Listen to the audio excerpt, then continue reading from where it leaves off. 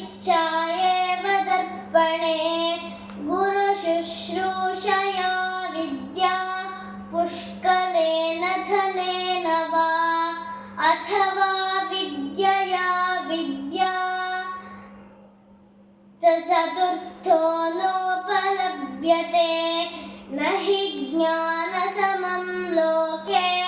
पवित्रं चान्यसाधनं विज्ञानं सर्वं